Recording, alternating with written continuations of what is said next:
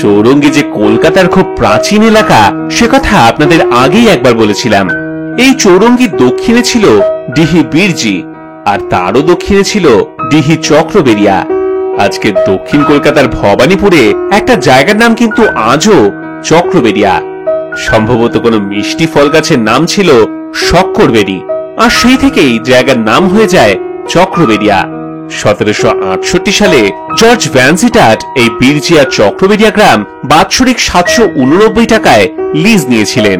পরে সেই জায়গায় কিনে নেন চার্লস শর্ট। তারই একাংশে একটা বাজার বসান তিনি, যার নাম ছিল শর্ট সাহেবের বাজার। ম্যাপে যে ইংলিশ বেরিয়াল গ্রাউন্ড দেখতে পাচ্ছেন সেটাই কিন্তু সাউথ পার্ক স্ট্রিট সেমেটারি, আর তার পাশেই ছিল সেই বাজার।